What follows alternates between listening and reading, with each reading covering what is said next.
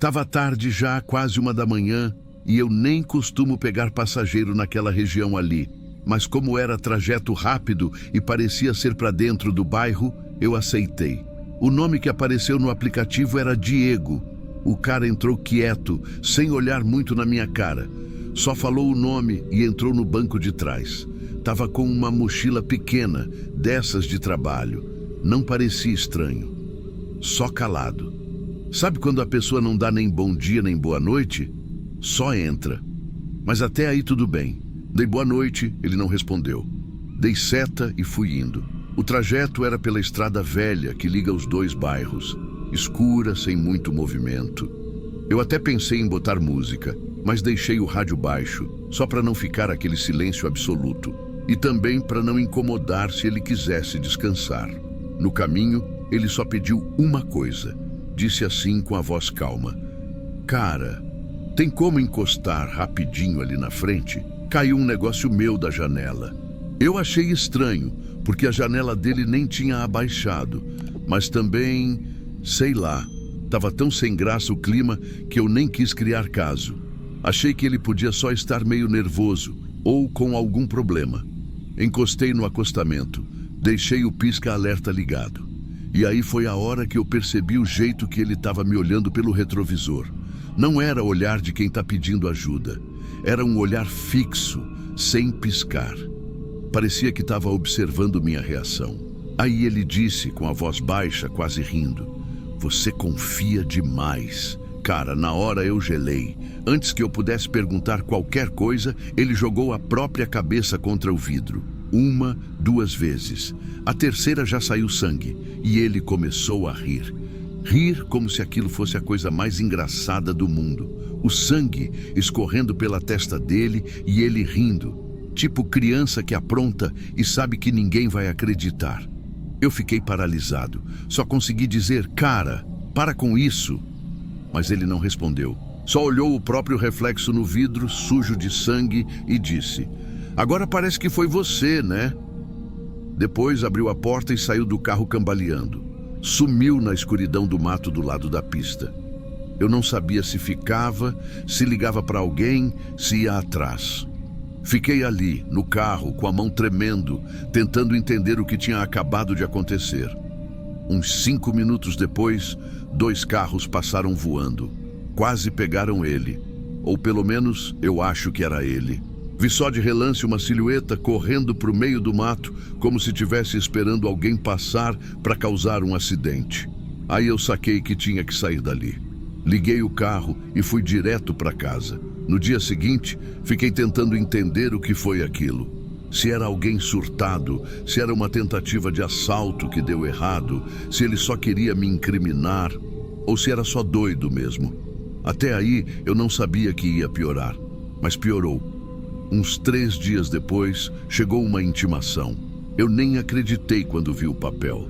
Fui acusado de agressão. O nome era o mesmo da corrida. Diego, o mesmo cara. Tinha dado entrada no hospital naquela noite e contou que foi agredido dentro do carro por um motorista de aplicativo. Disse que eu travei a porta, ameacei ele e que quando ele tentou sair, eu bati nele. No boletim, ele mesmo se declarou vítima. Mostraram até fotos, o rosto dele cortado, a roupa suja de sangue. Exatamente do jeito que ele ficou depois de bater a cabeça no vidro. Mas o problema é que, para quem olha, parece real. Parece que fui eu. Eu tentei explicar tudo. Contei que ele surtou sozinho, que ninguém encostou nele, que ele riu, que falou aquela frase estranha. Mas eu não tinha câmera, não tinha testemunha, não tinha nada. O app também não grava o áudio da corrida. E para piorar, o ponto onde eu parei não tinha câmera na rua, nem de comércio, nem de nada. Uma parte escura da estrada onde só passa caminhão. A sorte é que a defesa conseguiu mostrar o registro dos carros que passaram logo depois, que quase atropelaram alguém. Mas não dá para ver o rosto, não dá para confirmar que era ele. E isso não bastava. O delegado perguntou por que eu parei naquela parte da estrada. Por que eu não desconfiei? Por que eu não impedi ele de se machucar, como se eu tivesse culpa de tudo? Eu comecei a entrar numa espiral. Perdi sono, perdi vontade de dirigir. Tive crise de ansiedade. E o pior é que mesmo quando você sabe que está dizendo a verdade, parece que ninguém mais acredita. Uma vez, um amigo meu disse assim, brincando: "Mas será que ele não só te irritou e você empurrou sem querer?" Cara, ali eu entendi. A dúvida se instala nos outros igual um vírus. E o que sobra para quem está sendo acusado é a solidão. Demorou mais de um mês para arquivarem o caso. O Diego sumiu. Ninguém sabe onde está. Nunca mais foi visto, pelo menos oficialmente. Mas eu sei que não era só um cara surtado. Ele queria isso. Ele queria ver alguém afundar por causa dele. E quase conseguiu. Hoje em dia eu ainda dirijo, mas tem lugar que eu não paro mais. Nem se o passageiro pedir. Se insistir demais, eu cancelo. E tem certas frases que me arrepiam, tipo quando alguém fala sorrindo: "Confia em mim." Na hora meu corpo trava, porque agora eu sei. Tem gente que não quer nada seu, nem seu dinheiro, nem seu carro. Quer só isso, te ver afundar.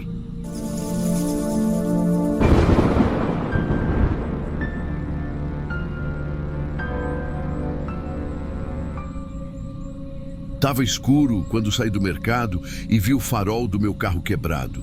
Era quase 3 da manhã, eu tinha acabado de sair do turno, trabalho à noite como estoquista numa transportadora. Tinha parado num mercado 24 horas para pegar umas coisas bem rápido. Quando voltei para o carro, dei de cara com o farol da frente rachado e um pedaço da lente no chão. Tinha um senhor parado do lado, meio encurvado, com as mãos nos bolsos da jaqueta. Ele falou comigo antes mesmo de eu perguntar qualquer coisa. Disse que tinha visto um rapaz de moletom azul correndo depois de bater, que tentou anotar a placa da moto, mas não conseguiu. Parecia gente boa. Velhinho tranquilo, falou baixo, parecia até incomodado de estar ali. Agradeci por ter ficado e me contado, e ele foi andando devagar para o lado contrário do estacionamento. Entrei no carro ainda meio irritado com o prejuízo, mas também pensando: podia ter sido pior. Dirigi uns 10 minutos pela estrada que liga o centro até o bairro onde eu moro. E foi nesse trecho que eu percebi que um carro colou atrás de mim.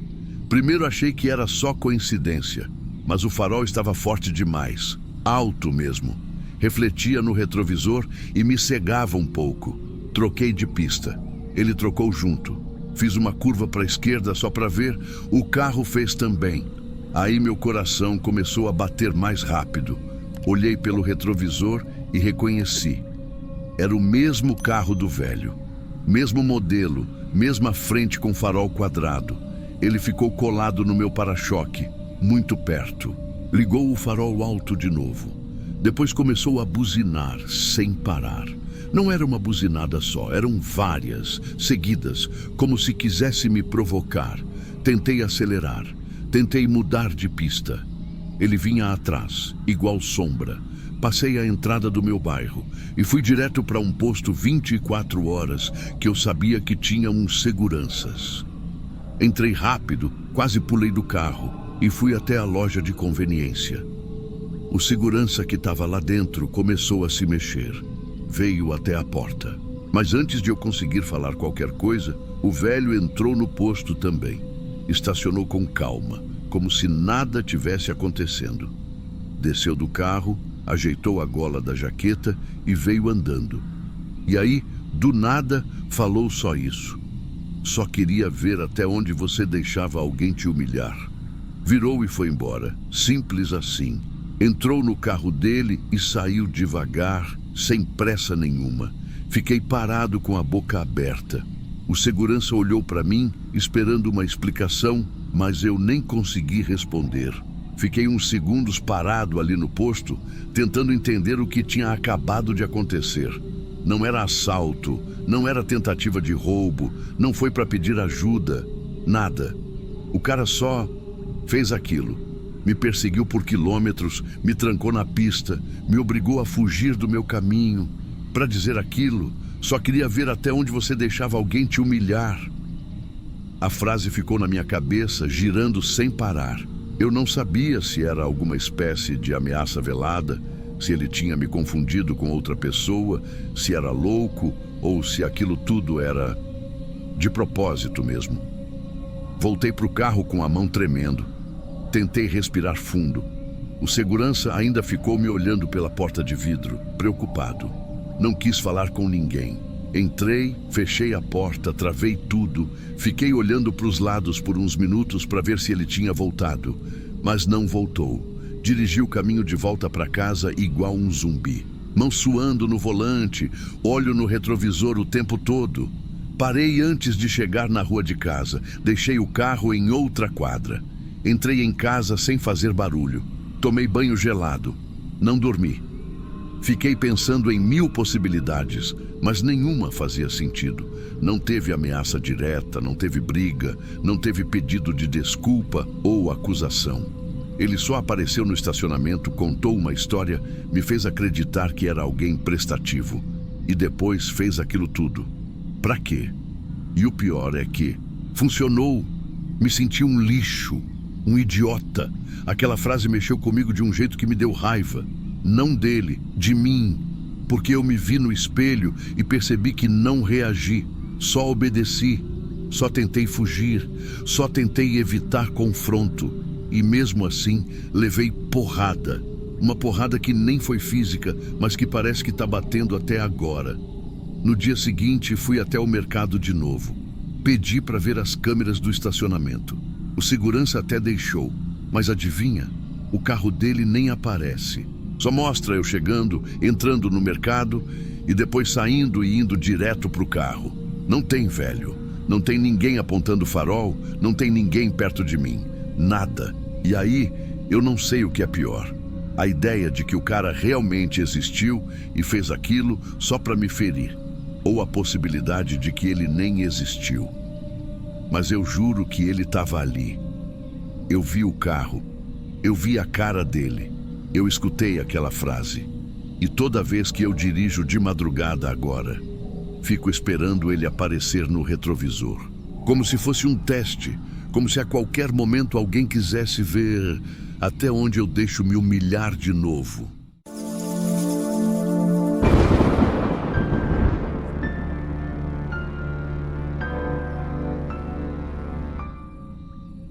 Eu quase fui mais um. Tô falando sério. Eu quase caí, quase fui aquele cara que você vê no jornal que desapareceu depois de parar para ajudar alguém na beira da estrada. E se eu tô contando isso aqui agora, é porque o que me salvou foi o instinto. Ou medo, ou sorte. Sei lá. Tava voltando para casa de noite. Já era mais de 10h30, quase 11. Peguei uma estrada que corta por fora da cidade, um atalho que eu sempre uso quando volto do trabalho mais tarde. É meio ermo, mal iluminado, mas economiza uns 20 minutos. Tava tudo normal. Farol no alto, rádio ligado baixinho, estrada vazia, só o barulho do carro e uns grilos lá fora. Foi aí que vi o pisca-alerta de um carro aceso, bem no canto do acostamento, num trecho mais reto da estrada. Devia ser um carro escuro, não sei dizer se era preto ou azul marinho, mas o farol dele já estava apagado, só o alerta piscando devagar. E uma mulher estava em pé na frente do carro. Braço esticado, como quem pede socorro. Com o outro, ela segurava o próprio braço. Dava para ver que estava vermelho, molhado, escorrendo. Parecia sangue. Ela usava uma blusa clara, suja de alguma coisa escura. Dava para ver bem quando passei por ela. Na hora, eu juro que meu coração apertou. Porque ela parecia frágil, meio tonta, e não tinha ninguém por perto. Eu andei uns 10 metros e parei o carro. Fiquei parado alguns segundos, pensando. Fui bobo, fui inocente, mas eu desci. Era uma mulher sozinha, ferida. Quem não ajudaria? Desci com o celular na mão, mas sem ligar nada, nem lanterna. Só fui andando até ela. E quando cheguei perto, perguntei se ela estava bem. Ela virou o rosto devagar e disse "Me ajuda", tão baixo que eu quase não ouvi. Tinha uma expressão estranha. Não era dor, era calma demais, sabe? Não batia com o resto da cena. Foi aí que eu ouvi o barulho, atrás de mim. tipo de graveto quebrando. Pé no mato. Tava escuro, mas tinha uma moita alta logo depois do meu carro. Quando eu olhei rápido por cima do ombro, vi 2 caras saindo dali. Um de boné claro, o outro com uma jaqueta vermelha. Tavam vindo com tudo. Eles não gritaram nada, não falaram nada. Só vieram andando rápido, tentando cercar. E eu não pensei, só corri. Dei meia volta, corri para o carro com o coração batendo no pescoço. Ouvi os passos deles atrás. Escorreguei na grama molhada do acostamento, bati a perna na porta. Entrei no carro e bati a mão na trava. Eles chegaram junto, um de cada lado, batendo no vidro, puxando a maçaneta, tentando abrir. O carro balançou. Um deles xingava alguma coisa que eu não entendi. O outro deu um soco no vidro do lado do carona. A chave já estava na ignição. Dei partida e fui. Acelerei do jeito que dava. Quase fui parar na valeta do outro lado da estrada, mas segurei firme. Só depois de uns 200 metros consegui respirar direito e olhei pelo retrovisor. A mulher estava de pé, com os braços abaixados, um pano branco na mão, passando no rosto e no braço. O sangue ia sumindo. Não era sangue, era tinta, alguma coisa vermelha. Ela tirou a blusa, ficou só com uma regata. Estava limpa por baixo. Um dos caras voltou até ela e os 2 entraram no carro juntos, devagar, como se nada tivesse acontecido. Eu não parei. Fui direto até uma base da polícia rodoviária. Contei tudo, tremendo, suando frio. O policial ouviu e ficou me olhando com aquela cara de quem já escutou isso antes. Disse que não era o primeiro caso, que aquilo estava virando comum naquela região. Um esquema para assaltar ou até sequestrar gente, que usavam mulher, usavam sangue falso e que sempre agiam quando não tinha movimento na pista. A parte que mais me revoltou, ele falou isso com normalidade, como quem comenta do tempo. Eles atraem quem para ajudar, ele disse, como se não fosse nada demais. Como se eu que tivesse errado em parar. Mas o pior mesmo veio depois. Depois que saí da base da polícia, fiquei parado um tempo no carro, sem saber se chorava ou se dava risada. A adrenalina ainda estava no corpo. Minhas mãos tremiam no volante. Eu revia a cena toda hora. Aquela mulher limpando o braço, o cara batendo no vidro. O som do mato se mexendo, tudo misturado. Não consegui ir direto para casa. Rodei pela cidade um tempo sem rumo, pensando que, se eu tivesse chegado 10 segundos mais tarde, ou se meu carro tivesse enguiçado, eu estava ferrado. E o mais doido é que até agora parece que não caiu a ficha direito, porque é o tipo de coisa que a gente acha que nunca vai acontecer com a gente, que só vê nos vídeos, nas histórias dos outros, mas aconteceu. E se eu não tivesse corrido, se eu tivesse me distraído, eu ainda tentei avisar uns amigos, mandei áudio contando. A maioria ficou em choque. Um deles falou que tinha escutado o boato de um caso parecido uns meses atrás, mas ninguém levou muito a sério. Agora eu acredito. Nos dias que vieram depois, fiquei mexido.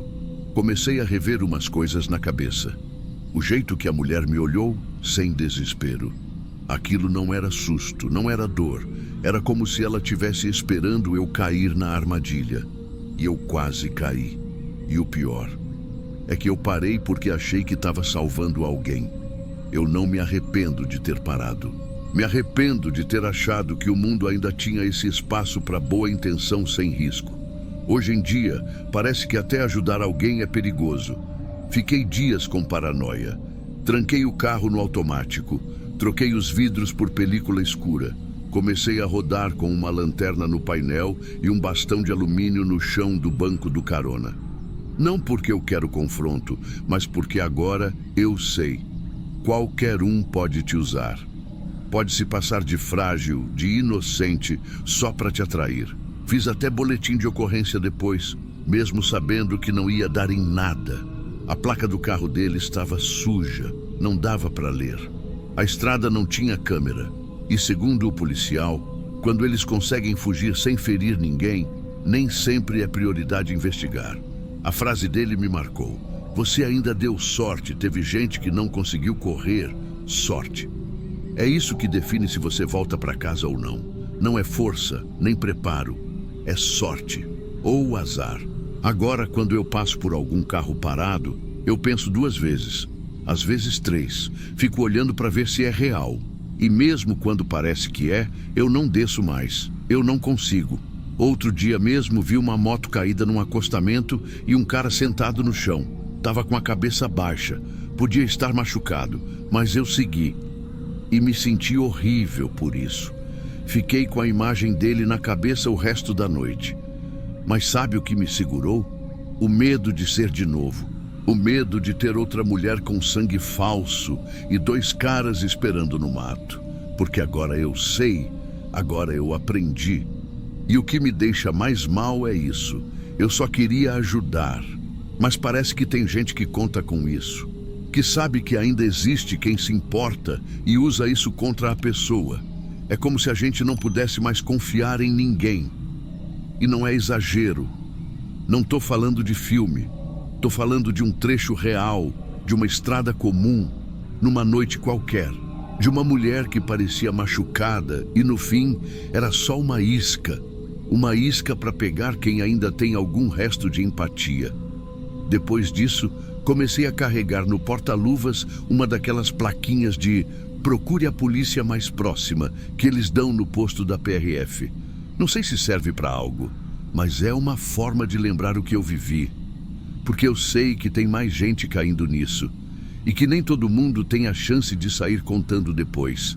Então, se alguém ouvir isso aqui e lembrar da minha história, na hora de decidir se para ou não, já valeu a pena. Mas, sinceramente, eu ainda me odeio por ter ido embora sem saber se aquele cara da moto estava bem. E ainda pior, por saber que talvez fosse outra armadilha.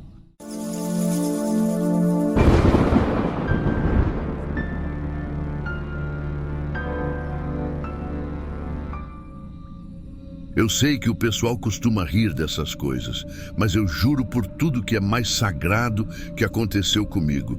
E eu nunca mais fui o mesmo depois daquela noite. Eu estava voltando de um frete puxado no sertão da Bahia, sentido Pernambuco. Já era bem tarde, devia passar de 2 da manhã. E não sei se você já andou por aquelas bandas, mas tem um trecho da estrada entre Monte Santo e Bendegó que é puro vazio. Você roda, roda e parece que o tempo não anda. Não tem sinal, não tem luz, não tem viva alma, só aquele breu e o barulho do seu próprio motor. Meu caminhão estava inteiro, tudo certo, mas eu mesmo já estava quebrado. A última parada tinha sido lá para trás, num posto que mal vendia água gelada. Quando vi uma daquelas áreas de apoio improvisadas, sabe aquelas que só tem um terreninho de terra batida, meio plano, para dar uma encostada?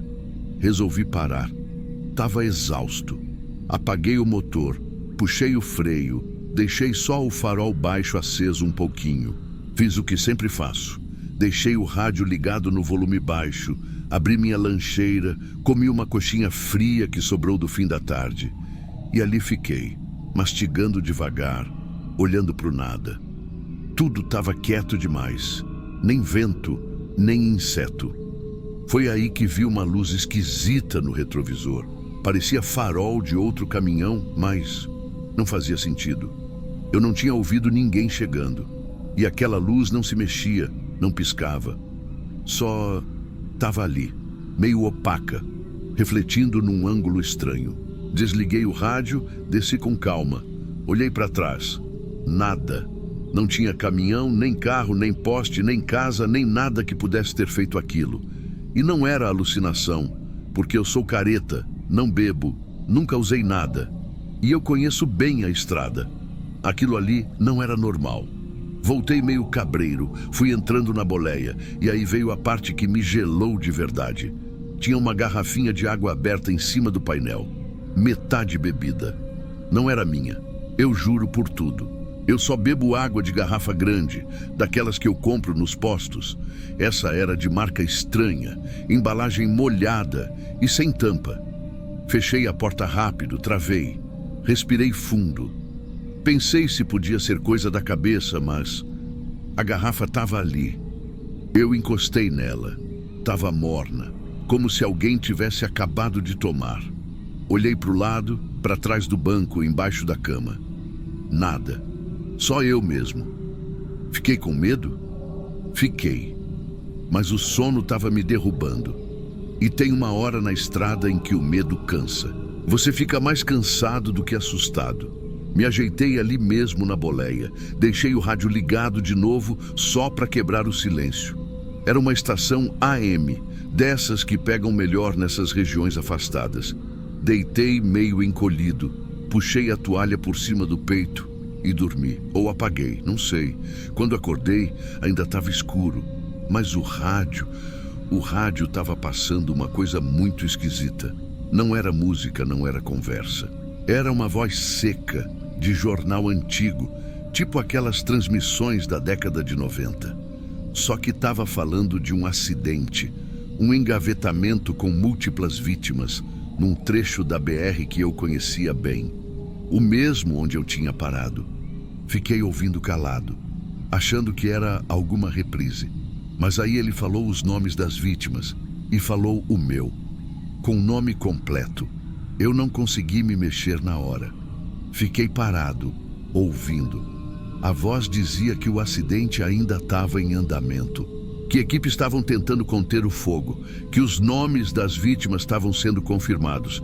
E falou o meu de novo, agora com a idade certa, cidade de origem, tudo. Eu desliguei o rádio na hora, mas ele não desligou. Continuei ouvindo o boletim. A mesma voz, sem emoção nenhuma, descrevendo a tragédia.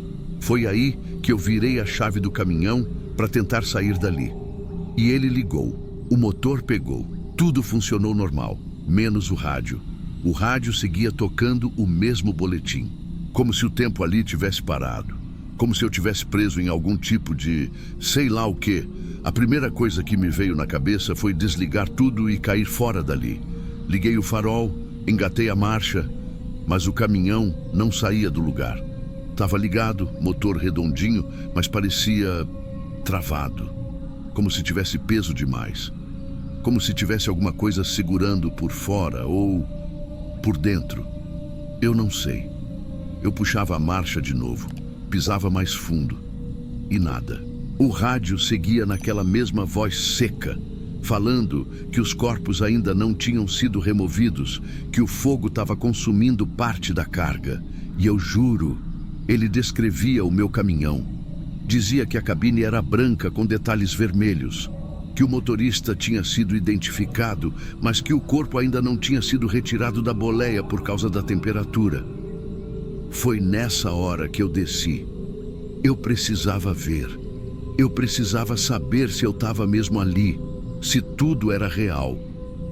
Pisei no chão com as pernas bambas. A terra estava fria, meio úmida. Não choveu aquela noite, mas parecia molhada. Olhei ao redor, esperando ver alguém, qualquer coisa. Mas era só escuridão. Uma lua cheia esquisita no alto e o mato quieto. Um silêncio que fazia barulho. Dei a volta no caminhão, olhei embaixo, do lado, atrás, tudo normal. A única coisa que me chamou a atenção foram umas marcas do lado direito. Parecia outro veículo tinha encostado ali, bem rente. As marcas na terra estavam fundas, dava para ver até uns pedaços de cascalho amassado. Mas não tinha vestígio de saída. Nenhuma marca levando para a estrada de volta. Só as marcas vindo até onde eu estava e parando ali. Voltei para frente, abri a porta, entrei de novo. E foi aí que percebi outra coisa. O relógio do painel tinha congelado, parado em 3h17 da manhã. E eu tinha certeza que já era mais tarde. A lua já estava descendo, mas o relógio ali, travado. Eu fiquei parado com a mão no volante. O rádio estava mais baixo agora, mas ainda falava do acidente, só que dessa vez a voz disse que os bombeiros encontraram o corpo de um outro motorista num caminhão que não aparecia nos registros, que ninguém sabia de onde ele veio e que o nome dele não constava na lista de empresas da região, só aparecia o primeiro nome, e era o meu. Nessa hora eu desliguei o rádio pela força, tirei o fusível com a mão mesmo, e aí sim, Ele parou. Respirei. Fiquei ali com a mão tremendo, sentindo o suor escorrer nas costas. Aí veio o cansaço, mas não era sono, era uma exaustão pesada, tipo febre. Eu me encolhi ali mesmo com a toalha no peito e dormi. Eu não lembro nem de ter fechado o olho. Só apaguei. Quando acordei, o sol já batia forte no para-brisa e tudo parecia normal. A primeira coisa que reparei foi que o caminhão estava desligado, o motor frio e o rádio mudo, como se nada tivesse acontecido. O relógio do painel tinha voltado a funcionar. Mostrava 7 e pouco da manhã. Abri a porta, desci devagar, o ar estava seco, cheiro de mato queimado. Olhei para o lado do caminhão e as marcas ainda estavam lá. As marcas do outro veículo, fundas, paralelas, frescas. Mas o chão ao redor não tinha sinal de saída, nenhuma trilha, nenhum arrasto, nada que mostrasse que o tal caminhão foi embora. Só as marcas parando ali, como se ainda estivesse do lado do meu, ou tivesse sumido dali, do nada. Eu não sei o que aconteceu. Até hoje não sei. Eu tentei contar isso para um colega meu, daqueles mais antigos de estrada, e ele só me respondeu que de vez em quando tem lugares por aí onde o tempo se dobra, onde a gente escuta coisa que ainda não aconteceu, ou que já aconteceu, mas ficou preso no ar. Eu queria acreditar que foi só cansaço, que foi a cabeça pregando peça, mas aquela garrafa, o rádio, as marcas, aquilo tudo estava ali. Eu não inventei. Depois daquele dia, eu nunca mais dormi em estrada de chão. Nunca mais desliguei minha fé na estrada. E toda vez que eu vejo uma luz no retrovisor, eu penso 2 vezes antes de sair da cabine.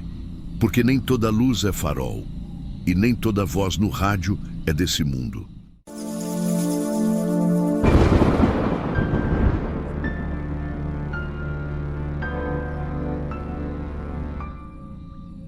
Era para ser só uma parada rápida para um café e um pão com queijo. Já passava das 2 da manhã. Eu estava vindo de uma entrega no interior bem longe e parei num desses postos 24 horas na beira da BR. Grande, bem iluminado, com loja de conveniência aberta. Tudo certo. Movimento quase zero.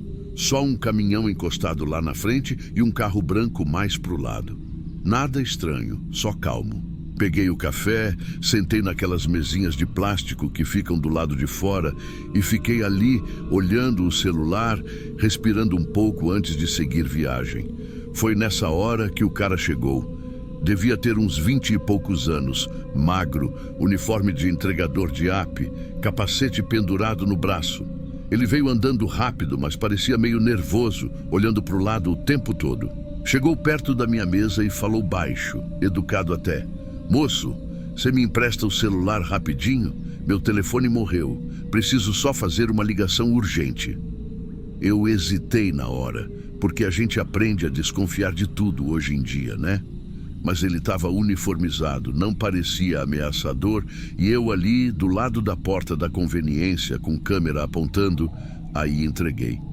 Só pedi para ele não demorar, que meu chip era pré e podia acabar os créditos. Ele agradeceu, andou uns passos para longe, não muito, e ficou de costas para mim falando.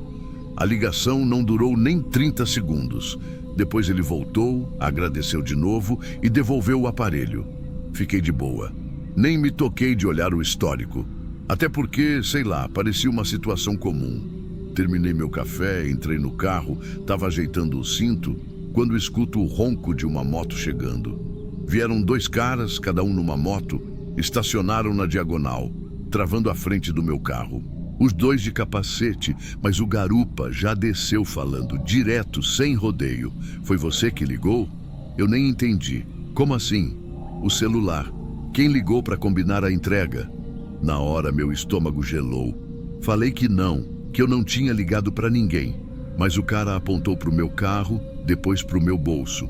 O número é esse aqui, ó. Confere. Ele me mostrou um print numa tela quebrada, com meu número mesmo, que eu já tinha decorado. Meu chip era novo, tinha comprado fazia poucos dias. Não tinha como estar em outra conversa, mas ali estava, meu número, marcado como contato da entrega. O outro cara não falou nada, só ficou parado ao lado da moto, com a mão dentro da jaqueta. O jeito que ele me olhava, parecia que já tinham decidido o que iam fazer, só estavam esperando um motivo. Eu tentei explicar, falei do rapaz que pediu o celular, descrevi ele, mostrei que não tinha ligação recente no histórico. Só que aí que veio o baque, a ligação não aparecia. Nenhuma chamada feita, nada nos últimos minutos, como se não tivesse acontecido. A essa altura, eu já estava tremendo por dentro. Queria sair dali, mas os dois continuavam firmes na frente. A conversa não durava nem 5 minutos, mas parecia uma eternidade. Eu falei que ia chamar a polícia, mas duvido que minha voz tenha saído com firmeza. Foi quando apareceu outro carro, um sedã prata, desses que parecem de família, com 2 crianças dormindo no banco de trás. O motorista desceu e foi direto para a conveniência. Só que o movimento deu uma quebrada no clima. Os caras se olharam, voltaram devagar para as motos e um deles disse: "Se tiver mentindo, você já sabe." Subiram nas motos e saíram devagar, olhando para trás. Eu entrei no carro com a mão tremendo. Engatei a ré antes mesmo de pensar. Saí dali acelerado, sem olhar para trás. Não lembro nem dos primeiros 10 minutos depois disso. Só fui parar de verdade num posto maior, com gente, com caminhoneiro conversando, e fiquei lá até o sol nascer. Nem liguei o rádio. Fiquei sentado dentro do carro, parado, com a porta trancada, me perguntando se aquilo tudo tinha acontecido mesmo. Mas foi de manhã que veio a parte que me destruiu. Recebi uma mensagem no celular. Número desconhecido. Só isso. Valeu pela ligação. Funcionou direitinho. Na hora que li aquela mensagem, minhas costas gelaram. Eu reli umas 3 vezes para ver se estava entendendo certo. Valeu pela ligação. Funcionou direitinho. Sem emoji, sem nome, sem nada. Só isso. O número era diferente, mas claramente relacionado com o que tinha acontecido. Eu não sabia o que tinha funcionado direitinho. Só que, seja lá o que fosse, tinha sido com o meu chip, com o meu nome no cadastro da operadora. Foi aí que comecei a pensar nas câmeras do posto. Tentei lembrar se tinha alguma virada para o lugar onde o rapaz tinha ido fazer a ligação. Se dava para ver o rosto dele, o uniforme, qualquer coisa que me tirasse dessa história. Mas quanto mais eu pensava, mais tudo parecia confuso. Eu não prestei atenção. Eu estava de boa, tomando café, sem desconfiança nenhuma. E se nem aparecesse ele pegando o celular? E se parecesse que fui eu mesmo? De manhã, eu não voltei para casa direto. Fiquei rodando. Parei num lugar, depois em outro. Tava com medo de ser seguido. Nem abri o WhatsApp direito. Fiquei só no modo avião. Fui pensando se valia a pena ir na polícia. Mas falar o quê? Que emprestei o celular para um desconhecido de madrugada num posto isolado? Que 2 caras armados apareceram depois, dizendo que usei o número para marcar alguma entrega? Que eu fugi e depois recebi uma mensagem agradecendo? Eles iam rir da minha cara. Ou pior, iam achar que eu estava metido em alguma coisa. De tarde, encostei numa cidade maior e entrei numa loja da operadora. Pedi para cancelar o chip. A moça perguntou o motivo e eu só disse que o número tinha caído em mãos erradas. Saí de lá com outro número. Mudei senha de tudo. E comecei a me sentir meio doente com essa sensação de ter sido usado. Parece exagero, né? Mas imagina, você para ajudar, faz uma gentileza e do nada quase morre por causa disso. A pior parte não foi o susto, foi o depois. Aquele tipo de pensamento que não para mais. E se eles tinham colocado algo no meu carro? E se anotaram minha placa? E se acham que eu estava mesmo envolvido? E se acham que eu sabia o que estava fazendo? Comecei a revisar o carro todo. Tirei banco, abri porta-malas, olhei de baixo. Tentei lembrar do rosto do entregador, mas não consigo. De verdade. Eu lembro que ele estava com um capacete no braço e o uniforme estava meio sujo, mas o rosto... nada. Nem sei se ele falou o nome, ou se realmente era entregador. Dormi com faca do lado da cama por umas 3 noites. Minha mulher achou que era exagero, que eu estava só impressionado. Não contei tudo para ela. Só disse que fui confundido com alguém e achei melhor trocar de número. Falei que era coisa de estrada. Melhor ela achar que foi engano do que imaginar que alguém me usou de propósito para algum esquema.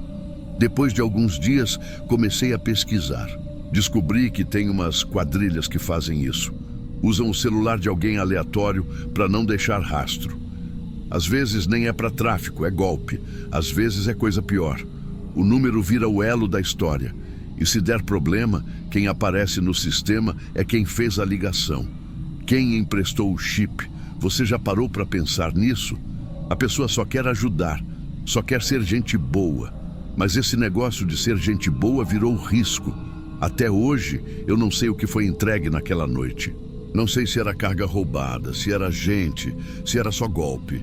Mas eu sei que meu número foi a ponte. E isso basta para minha cabeça não descansar direito. De vez em quando, eu ainda recebo umas ligações estranhas, números de fora do estado. Nunca atendo, bloqueio. Mas sempre fico pensando se foi coincidência ou se ainda estão tentando checar alguma coisa. Parei de parar em posto pequeno depois disso. Se não for lugar movimentado, com câmera e gente por perto, eu passo reto. Tô com medo até de ajudar alguém que parece estar em apuro. Porque agora eu sei o que é ser usado para um plano que não era seu. E o pior de tudo é que quando dá certo para eles, você nunca mais sabe onde está pisando.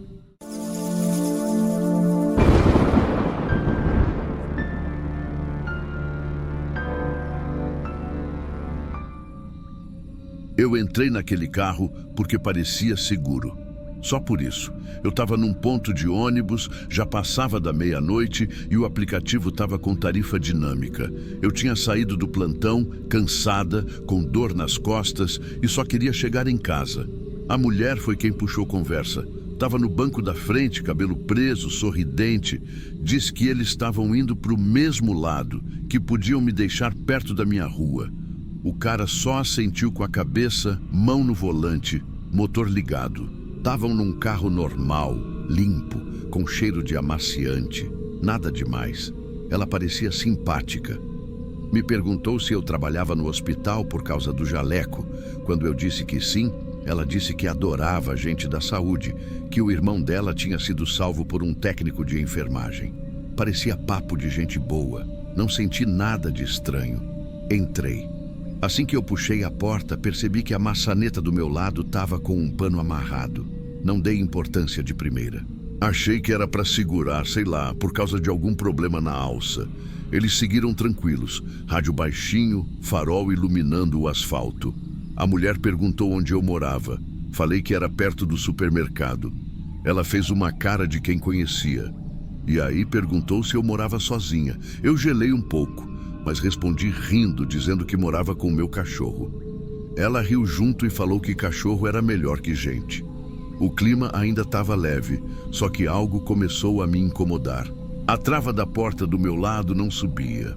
Fiquei puxando de leve, sem fazer barulho, só para confirmar. E não subia.